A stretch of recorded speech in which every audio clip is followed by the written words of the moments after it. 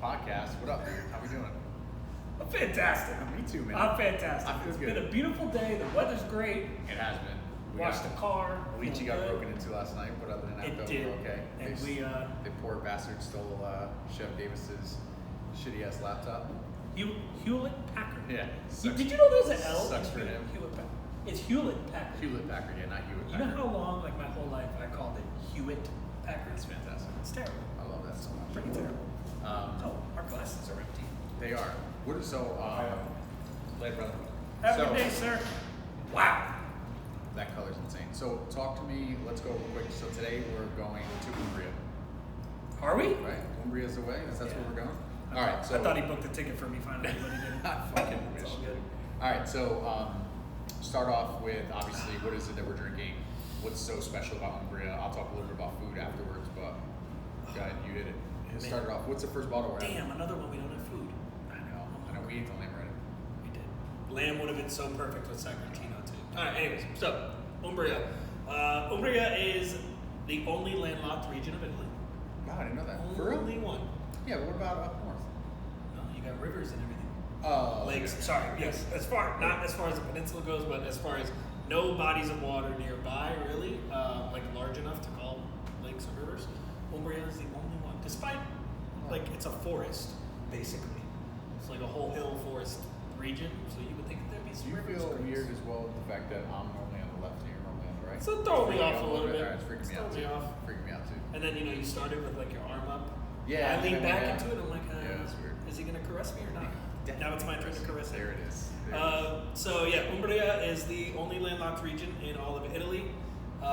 Beautiful place. It is basically, it's like the poor man's Tuscany. Like everyone, it's finally being discovered, unfortunately. But I mean, you could still go to Umbria, and you could scoop up a nice house though for there. Yeah. To like and decently priced and not being. in which we keep talking about, but we haven't done. I know. It's okay. Even some restaurants, I get it. You make enough money, you don't gotta fucking worry about this bumming it on fucking 4 square feet. I'd like to get you at least 5. 5 square feet. That's it, dude. You making fun of my height? No, never.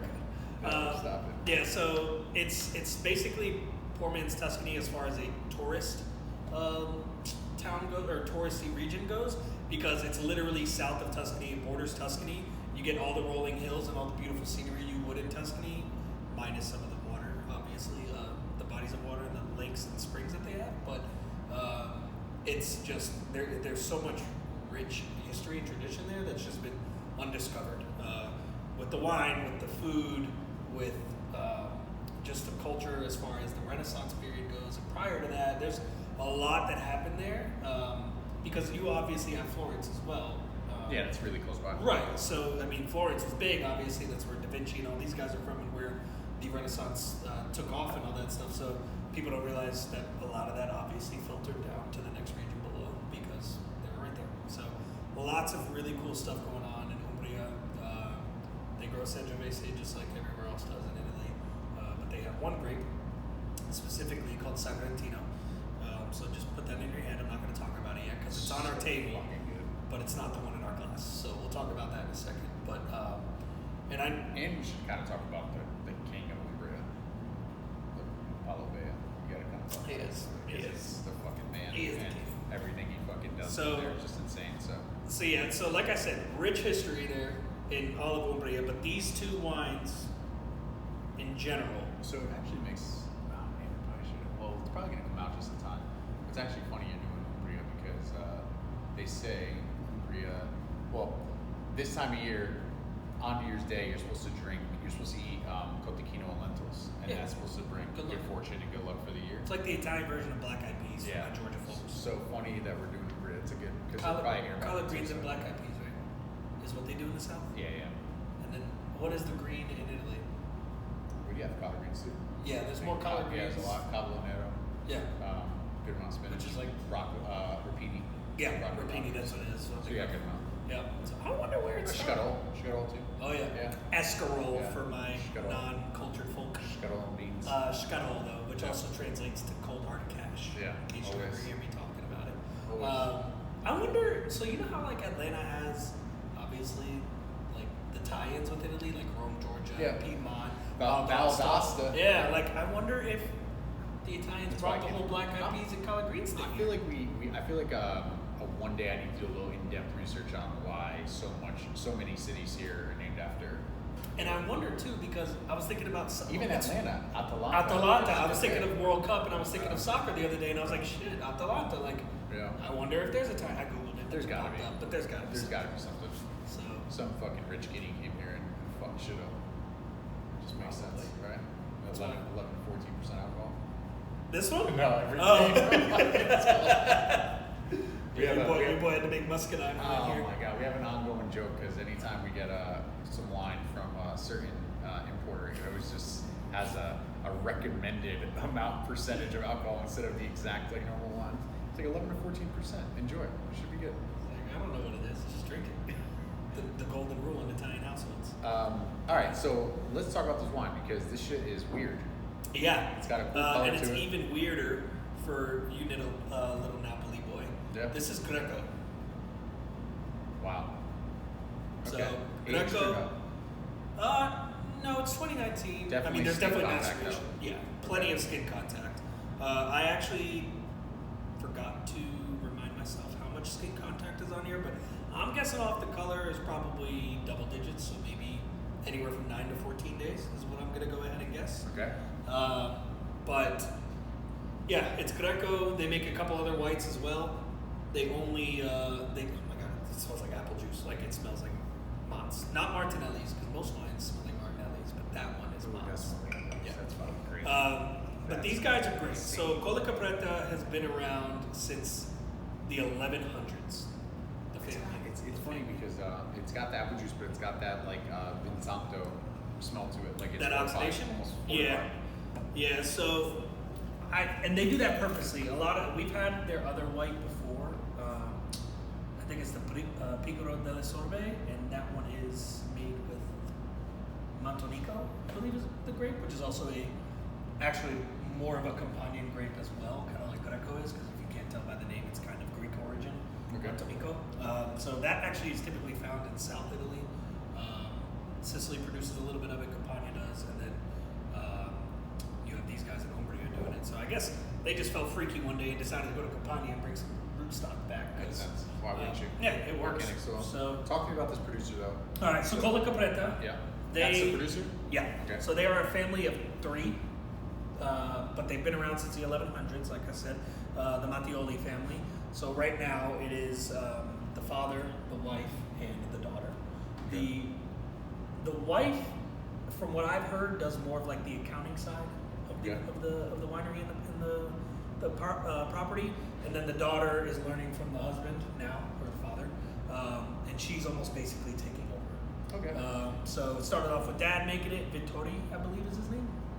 Yeah, Vittorio or Vittori. And the daughter's name is Annalisa, mom is Anna. So, Nice. but they have 8 hectares, so not a lot. Not big at all. No.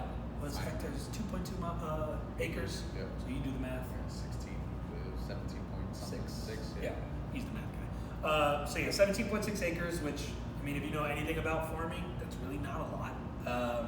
A lot of these vineyards or a lot of these wineries. 2.2 cents per Yeah. acre.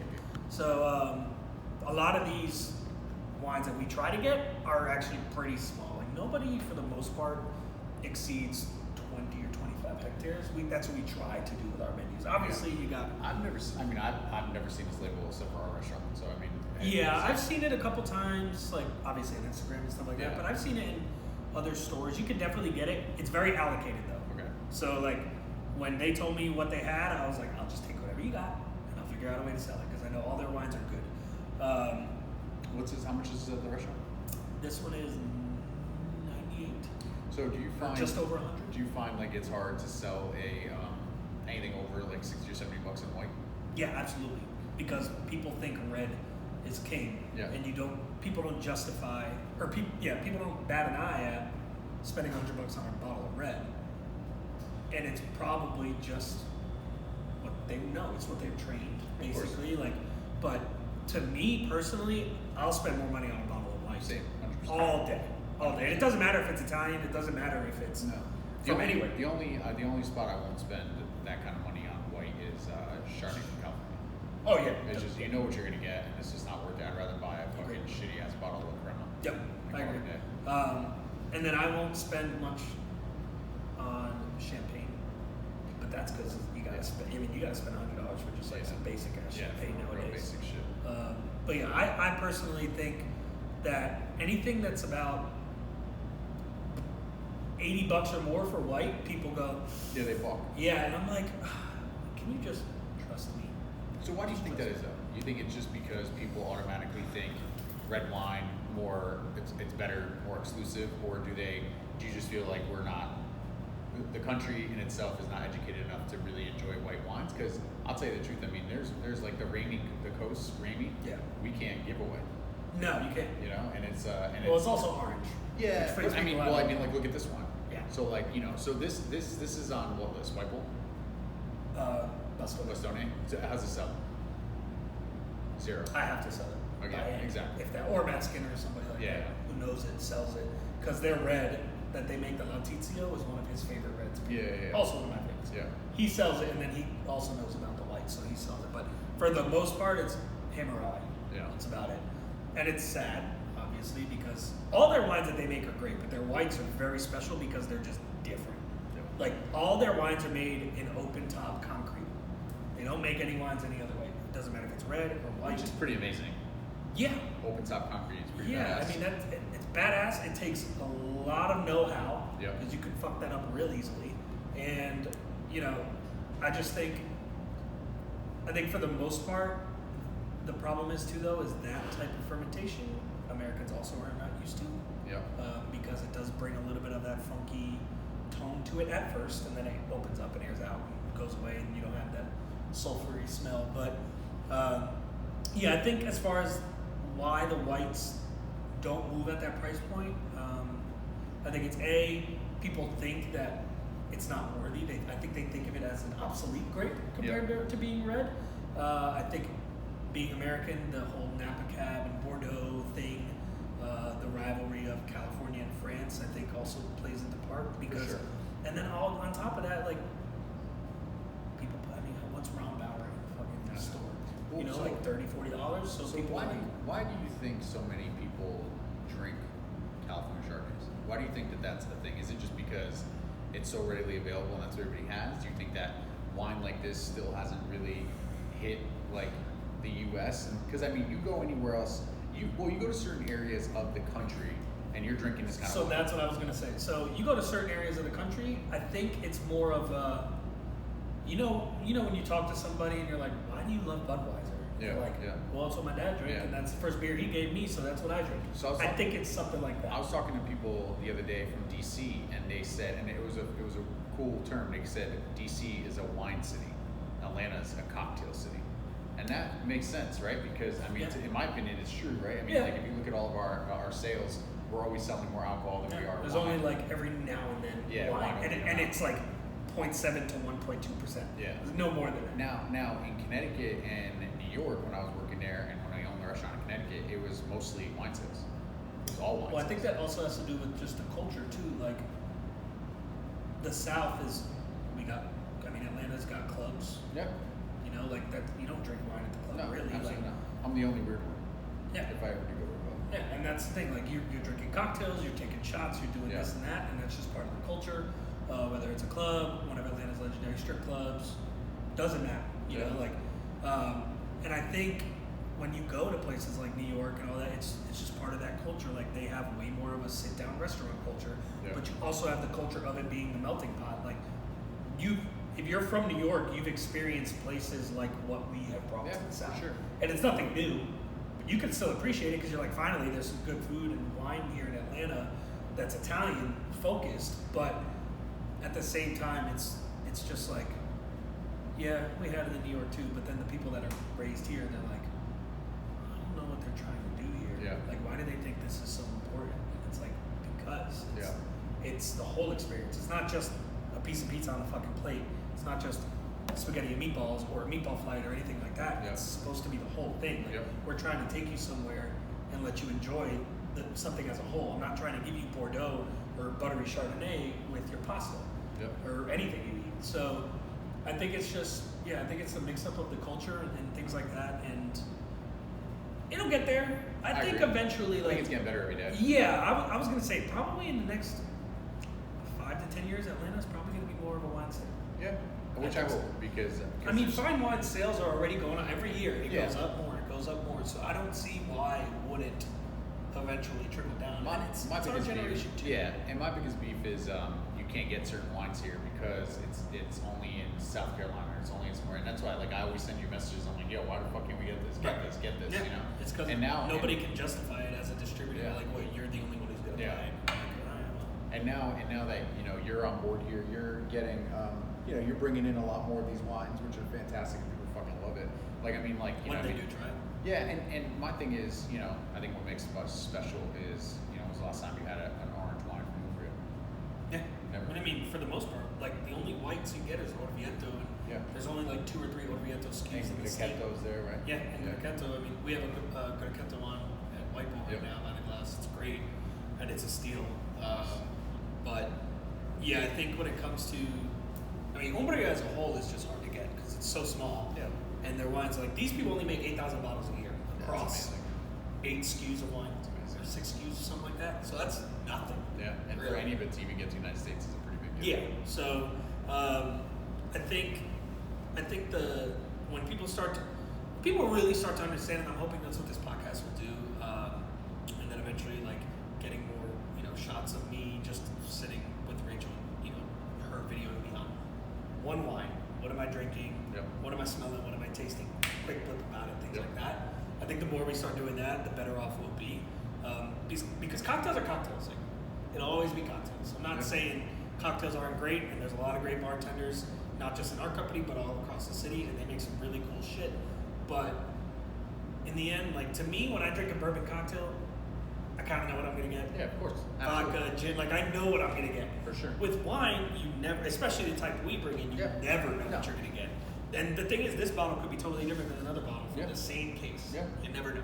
Agree. So I think that excitement and novelty, eventually people will start to realize, like, it's not about going to Publix or Kroger and buying the same consistent bottle that was made with the same yeast from the certain vintage that they want, things like Yep. that.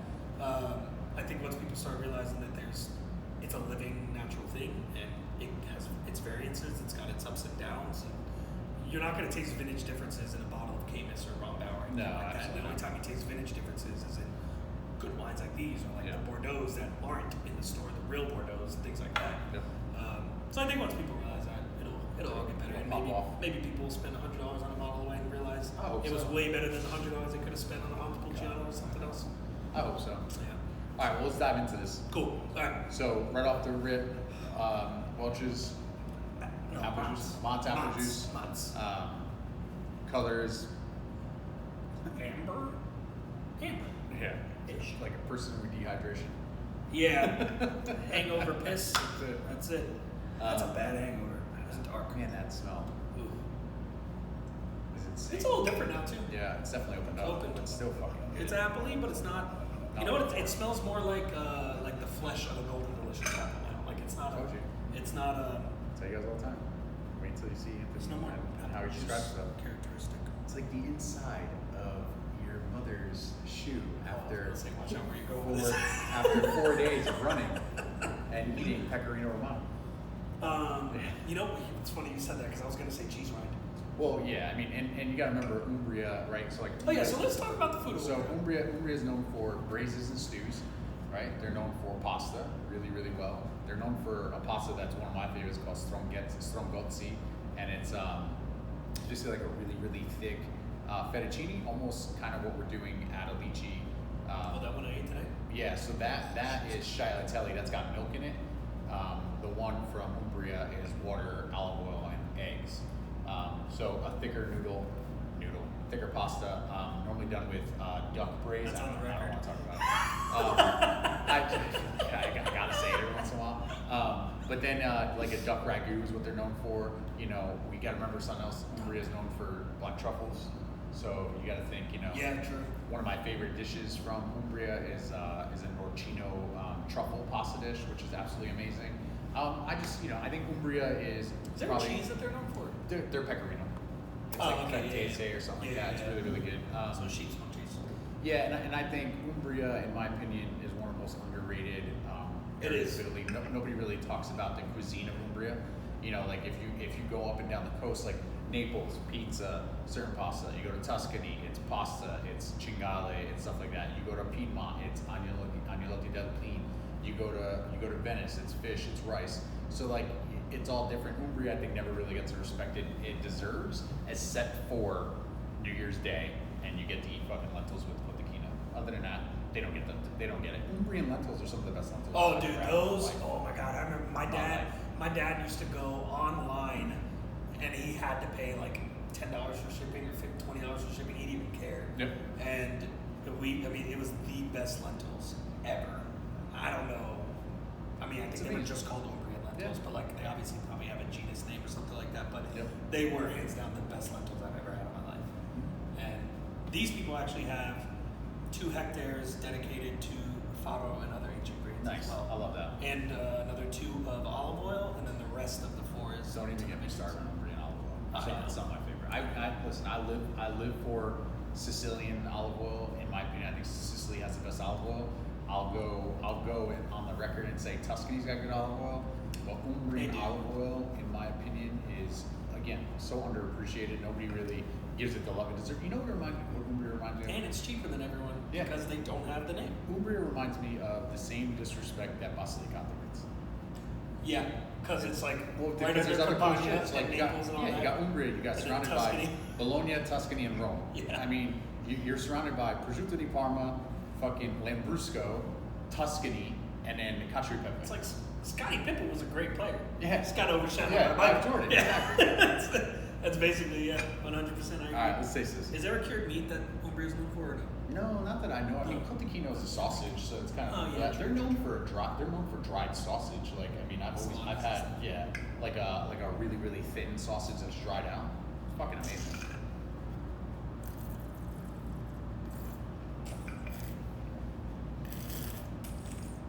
Mouth feels different than I thought it was gonna be. I thought it was gonna be way grippier. See, to me, It's very smooth. To me, that tastes like raisins. I taste fat. Really? It tastes like almost like a mix of pork and lamb tallow. See, I get raisins, and now I get Cantucci, biscottis.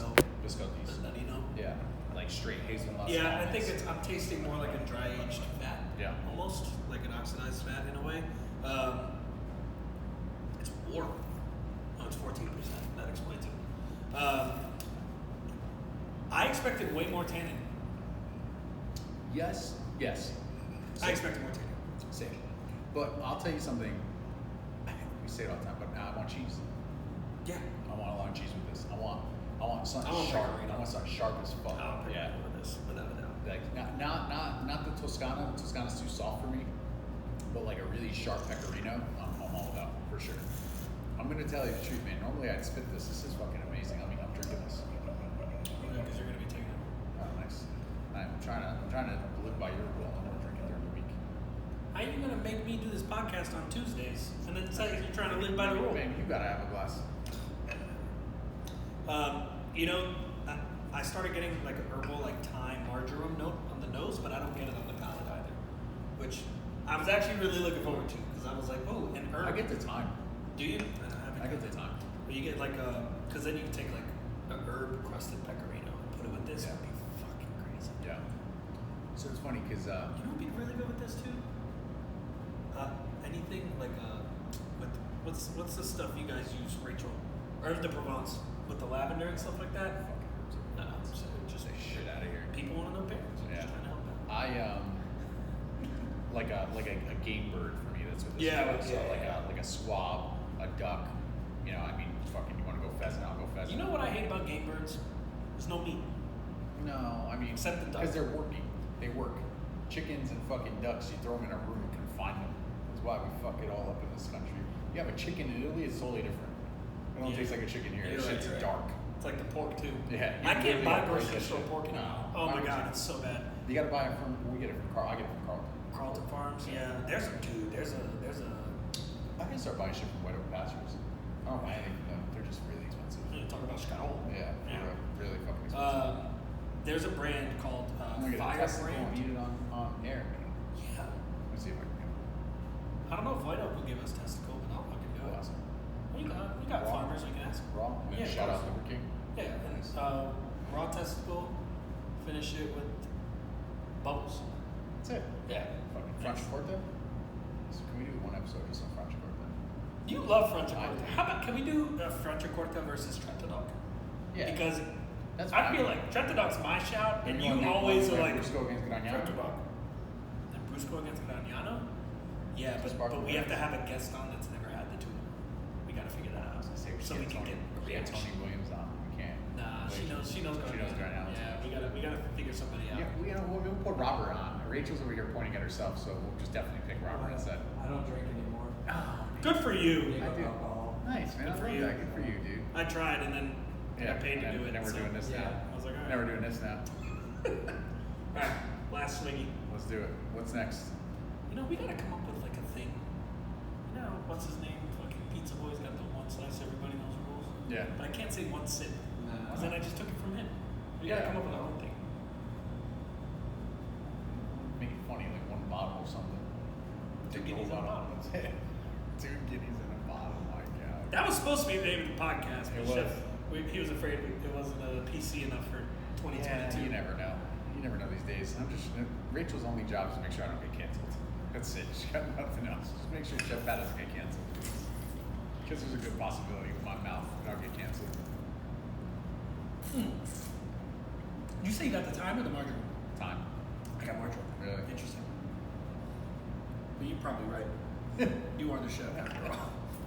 Well, it reminds me of. It's still fatty as hell though. Yeah, it reminds me of like cooking like a squab with like thyme, white wine, This guy's a talking little bit of about all red these wine, fancy and chicken birds. stock. I've never cooked a And bird it. that's You not do that, chicken or you do duck. that with the strongozzi and some fucking like pistachios on top of it. Is a squab as small as a quail? No, it's bigger. Thank God, because It's between a quail and a chicken. when I see a quail, I get instantly aggravated. Yeah, because you want 12 of them. Well, And yeah, there's but enough it's like, bones and you're just lose who your patience. in their right fucking mind was like, Let's yeah, shoot that's this a thing. delicacy. That bird right there, that is the one. That's a Do delicacy. you stuff anything with sausage and fucking black truffles? It tastes good. Turducken. Yeah, why not? You Should ever do make that. one of those? No, I've never done it. Why don't we do Shit's intense. quail, squab, chicken, into a pheasant, into a turkey? We should No, do not some- turkey. some Anything but shit turkey. like that, though. Anything but turkey. Alright, we'll figure it out. There's got to be another big bird besides Ostrich. turkey. Ostrich, yes. Dude, things like the size of the fucking restaurant. Yeah, it's enough for me to It's eat. gonna take 40 days to cook it. Nah, it's okay. It's all right. Low We'll and figure it slow. out. Well, what's the other? Is it legal to eat peacocks? No, come on. It's a beautiful bird. Alright, what's next? What's this label? Oh, it's Paolo. That's Paolo. Listen, This is the one I'm all I'm saying is I've never in my life have kissed a man, but I would kiss this dude on his mouth. I would. Open mouth or I closed? don't give a fuck at that point. If we're drinking his wine, I'm good with that. This So- shit's fucking amazing. Everything he does. Okay. Talk about Sagrantino, because my Yeah, we gotta only talk- Sagrantino thing is I tell everybody when you taste Sagrantino, you gotta chew Chew it. It's like eating a steak. Yeah, it's basically a steak in the wine world. So this grape and another grape not native to Italy, but another grape called Tannat. Virginia has good Tannat. Yeah, dude, Tannat is It's insane. It's so very underappreciated. It's the It's one. like Sagrantino. It's that and Malbec are the two French grapes that I will go to fucking war for. Nice. I will say. Is it a French grape? Tannat? Yeah, Tannat from southwestern France. Because I think I said that on the first or second episode. Southwestern France reminds me so much of South Italy. It's just all farmers. It's not big monies and chateaus Yeah. there and stuff like. I mean, there is, but not to the extent of like Bordeaux and those guys. But South Do you think France Rachel is. is even actually filming us right now, or do you feel like she's just so amazed with the wine we're drinking and she wants a glass so bad that she's like? I think it's a whatever. mix of both. I think she knows she has to film to get a glass of wine. Yeah. So And it's I like think she may be filming just the brick. you can wine. see the jaw's clenched, so she's like kind of. She's scheming. She did have to just adjust the camera though. She was sitting there real quick like this, and all of a sudden I said that she's like, Fall asleep over Yeah. there. You haven't even drank yet. I know. That's it. So talk about Sagrantino. Yeah, talk about the grape and like obviously what makes it so special, why you and I love it so much, and then like and in my opinion, pairing this wine is not easy. It's one of those things that can easily overpower something easily. So for me, it's braised meats all day.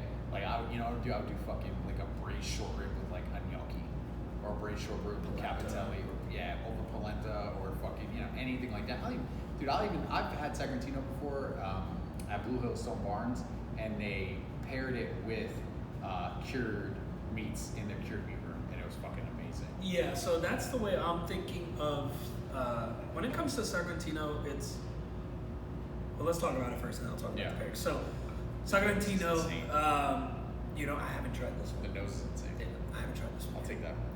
Damn. Damn. That's fair. He paid for it. That's fair. That's fair. So Sagrantino is a thick skin grape. The thickest skin grape in the world. Yeah. So the thicker the skin, the more tannic potential it will have. Same with Tanat. Tanat at one point was thought to be the most tannic wine in the world, or grape in the world. That's why they named it that. Yeah, true, exactly. Until they realized Italy's got some shit up their sleeve, and it's called Sagrantino. So Sagrantino is now the most tannic grape in the world. Very thick skins. There's actually a lot of people that will not even drink Sagrantino, and like I'm not talking just wine people or whatever. No snobs, just like Italians will not drink Sagrantino unless it's 10 years or older. Okay, I can see that. Yeah, because I don't hate that. No, I think that's a good idea. No. But that just goes to show you how tannic this grape can be and the wine that it can produce. So Sagrantino is native to Umbria. Nowhere else grows it. And if they do, I've never heard or seen it. It thrives in Umbria. Needs a lot of time to chill out. So they oak it for long periods. You'll never really ever see Sagrantino done in stainless or anything like that. Probably find concrete eventually. I'm sure someone's messing around with it. These guys don't have Sagrantino, which is kind of disappointing to me. Really? Yeah, I wish they would. That's fucked up. They have Sangiovese and other things. But, yeah, that makes sense. Chiligiolo, that Lotizio one is my favorite, like one of my favorite reds, period. But yeah, so Sagrantino is only grown there, and for the Bayas, it's their bread and butter. It's what they're known for. Yeah, they also have a Verdicchio. Trebbiano. They I mean, not that I've seen, maybe. Verdicchio really is only grown in Marche. Yeah. So unless you think of Vermentina. No, I thought it was No. You're talking about the lime green label, yeah. right? Yeah, it's Trebbiano. Spoletino. Nice. So, which is macerated for 35 days on the skins. You want to talk about a chewy white? Christ. It's as tannic as Sagrantino is to red. Amazing. It's insane. But the Bayas, their bread and butter is Sagrantino without a doubt. Paolo, the senior of the family, he's still, from what I understand, he's still alive. I mean, he's getting up there, but he's still alive. They've been around since the 1500s, the family name, in Umbria, in which the Romans used to call the land of the hills of the goats, I believe is what the town's name translated to from the Romans. So lots of history there, of course. He's got two sons, Giuseppe and Giampiero. Giuseppe, he does all of the farming, and then Giampiero assists in the winemaking process. Okay. So they'll basically, I'm assuming they'll both run it when the time comes, if they don't already. 15 hectares, so a little bigger than the other guys. 5 hectares of that are the vineyards, which is 60% Sagrantino and 40% mixed between Montepulciano and Sangiovese. Wow. And then 2 hectares to olives, and then the rest is to fruits and grains. We never got Paolo's. We can't ask for it all the time. Fucking Rosenthal keeps it to themselves. They just sell it on their website. If you're listening, Rosenthal, sell it to us. yeah. I thought about buying one for Christmas, but it's not cheap. It's not cheap, but good olive oils, it's worth it. It's worth good it. olive oil in France. Can't even hear good butter in France. Damn, son. And actually, what's really cool, her face.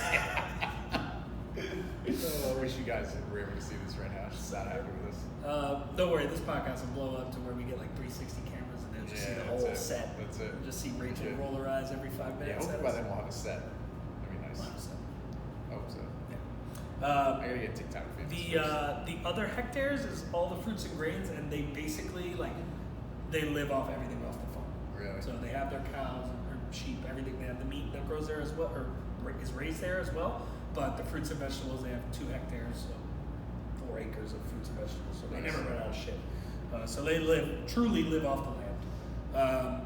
And Sagrantino, again, 60%. That's their bread and butter. It's what they're known for. Paolo's been doing it for forever, and he created the name for the family. Obviously, like I said, the Bay hasn't been around since 1500s, but when it came to vinifying and making their wines, he was the one responsible for putting the name on the map. And his name is synonymous in Umbria. Like, everybody knows who Paolo Bay is. They may not know him, but they've heard the name. And it's going to be like that forever, so long as the kids don't fuck it up. Yeah, they normally will though. Yeah, So it's funny, I'm sitting here listening to you, and Umbria, if you add a CO on the end and you say Umbriaco, that means to be drunk. So I wonder... That explains it, because Sagrantino's never fucking less than 15%. Yeah, and it gets you pretty fucked up pretty fast.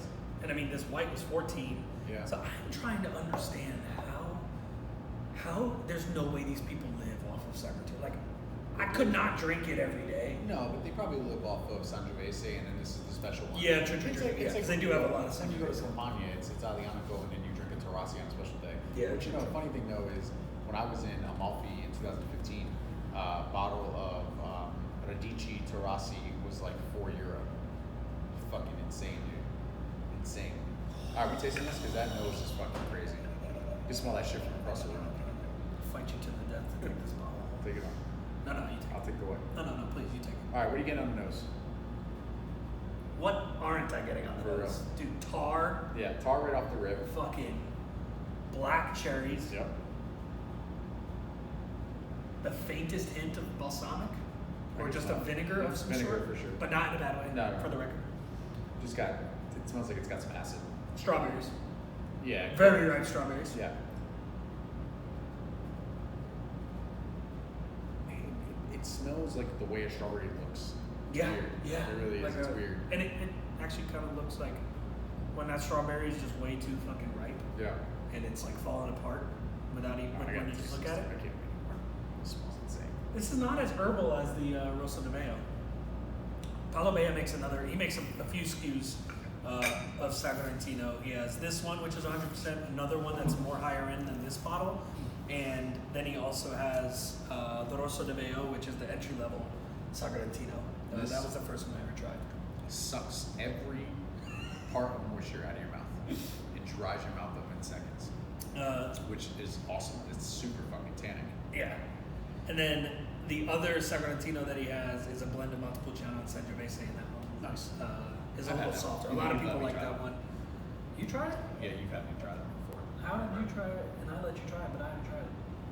It's fucked up. But yeah, this one is his mid-tier Sagrantino. So Rosso di Mayo tends to have like this mentholated eucalyptus kind of note, which is dope. But this one doesn't have it, unless it's on the palate, but you would have probably said it if it did. It's so griping when it literally takes all the fucking moisture out of your mouth. But I will say, I like the temperature you got this at. I was about to say, thank God for this 60-degree fucking fan out of for real. lychee. Because I'm freezing my ass off. I'm Yeah, gonna same. warm up with this one. But I'm freezing my ass off, and this is so perfect. Yeah, it needs to be. It Though, is because if so it was any perfect. warmer, it's gonna be Oh, almost undrinkable. it would not Yeah. be palatable. How many Sagrantins have you had? That's in your life? fucking delicious. Not even 2 hands. Yeah, same. Is this the best Oh, well, one? actually, I bet not 2 digits. Yeah. I only got 5 fingers. Yeah. So, maybe 9. This might be my number 9 or maybe number 8. Is this your favorite one? You know? This is my I second mean, time having it. it's definitely, Paolo Bea is definitely my favorite Sagrantino. I think, I don't know, I think it'd be my favorite in the right setting. But I think the Rosso di Mayo, especially for the price, Did we drink this up with Gavin that time we went? this specific one, We had a Sagrantino. I think Was it Paolo Bea? might have been Antonelli, Okay. which is the Yeah. other big producer there. Delicious as well. So the Rosso di Mayo, to me, for the price, no brainer. It's probably my favorite just because this is kind of out of my tax bracket to afford on a regular basis. I could afford Rosso di Mayo on a regular basis, but The wife might be getting upset eventually. I think I actually prefer this because, to me, like you said, the pairings of Sagrantino, which I haven't forgotten, we'll still talk about, but it's just so hard to drink and enjoy. I mean, I can enjoy it because I love wine and I know what I'm getting into. This isn't a beginner wine drinker's wine, but it can be. This one specifically. The Rosso di Veo, I think, is more tannic and not as it's not as round. I think this is smoother. So I prefer this. Because this is almost like, this is borderline medium body. Yeah. And the Rosso di Veo is full. Like, the Rosso di Veo will tear your mouth apart. And I think overall this is the better wine. Obviously, it's priced more, so this is my favorite. Yeah. But I think as far as an everyday sense goes, or a more often sense goes, the Rosso di Veo, it's also so cool because it has that mentholated eucalyptus note. Yeah. And I love eucalyptus in anything. Yeah. And to me, that's just so mind-boggling because when I think eucalyptus, I think of South American wines because there's eucalyptus everywhere. Yep. The Malbec has it, the Pais has it, all those grapes that they do down there, they have it. Just a faint hint, some more than others, obviously. But I don't know what kind of herbs they grow in Umbria. I mean, I'm sure there's a lot. Yeah, there's a lot because Tuscany also does every freaking herb on earth. But you don't grow mint. I mean, there's probably mint, but there's not eucalyptus. Like, not that I know of. Not that I know of. I don't know that well. So to me, for it to have that is very infatuating. Just from like my mind's blown every time I drink it and smell it. But this one, as far as a wine goes, way better.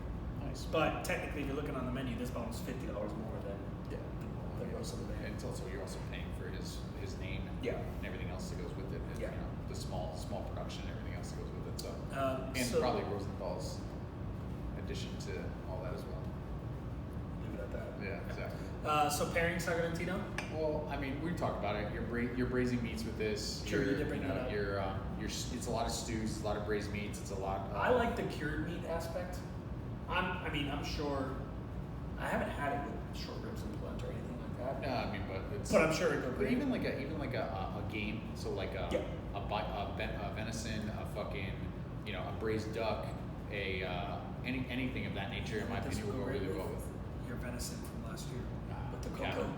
No, the cocoa tagliatelle. Yeah, he did a venison ragu or bolognese. It was ragu. Yeah, venison ragu. Yeah, golden raisins. Golden raisins. Yep, and a cocoa sultana, tagliatelle. mostarda on top. And then but the venison stew at the cabin. Yeah, that was good too. Would have been great. A little polenta. Especially that next year we just got. Which I gotta look into. Maybe from Umbria. It is. It is from Umbria. Makes sense. Because he grows it all and then he travels to Puglia for the rest of the year, like every other time. All right, what else we want to talk about Umbria before we get off? It's very underappreciated. It's very underappreciated, but don't. Please buy. Everyone that's watching this, please don't rush. Yeah. Because I still haven't went there, so don't jank up the prices until I go there. All right. So take it easy. Go to Tuscany first. Yes, see that shit. Let me go to Umbria. I'll let you guys know when I get back. Yeah. Then you can all go. Respect the juice that comes out of there. Yeah. Give respect where it's due. Like Again, you're gonna have to search for it. Yeah, but we're also like barely touching any part of these regions that we're hitting. Like, the more and more every week we do this, the more and more we'll touch certain areas. We'll talk about. Don't think it's the end all be all. Like these are the only two wines. And we'll come back, and we've been hitting only Italian for the past few weeks, but we'll definitely pick up other countries as well. But I feel like as of now, this is what we're known for. So why not just hit them with a lot of Italian info and knowledge and wine, and then obviously we'll move around a little bit. But obviously if there's anything you guys want to hear about or you want us to taste next, then obviously tell us.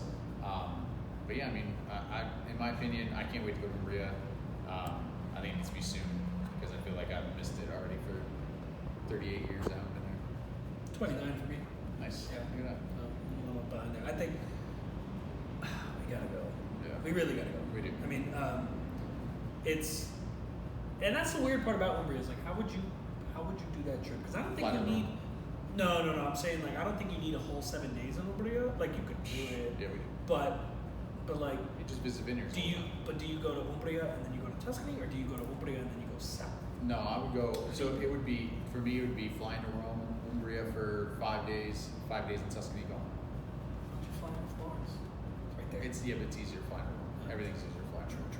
And I rent a fucking car, drive through the hillsides. Really appreciate it. The wives can take the minivan. You and I can. That's it. Yeah, that's it. I mean, why not? Yeah. Fucking faster the better. That's it. All right. Well, that was Umbria. We'll be back next week, and we'll obviously. Are we gonna finally not do an Italian one next week? Let's do Italian again. You know what? I mean, we do Italian till the new year. You know what? I'm good with that. You know what I want to do next week? I want to Cook do something. I do want to cook something. But maybe you want to take them to a burrito? Oh. Maybe get that nice funky one from Bastone that everybody sends back. Contravento? Yeah. There's one bottle left on my pool. That's it. Take it. They haven't sold it. Yeah. But it's okay because we have new not Porto Vino. Scuola di Vino Perfect. ones, and actually one that resembles that funky one. Nice. So Perfect. hopefully that'll work. But yeah, I'm down to go to Boots. I love Montepulciano, man. Yeah. I love Montepulciano. That one's well appreciated. Yeah. People love their Montepulciano. But I definitely want to blow their mind on it because people are just used to the big oaky Montepulcianos, and I want to show them that you can do the carbonic. Yeah. You can do so many different ways of Montepulciano, just like you can with any other grape. It's just about going outside the box and out of your comfort zone and being adventurous and not being a little pussy. So, is that what I say? Yeah, sure. Why not? Yeah, so It's great. we'll do Wilbur's. Let's do a burrito next Yeah, week. that's exciting. Cool. All right. We Thanks. might not need to do 3 though.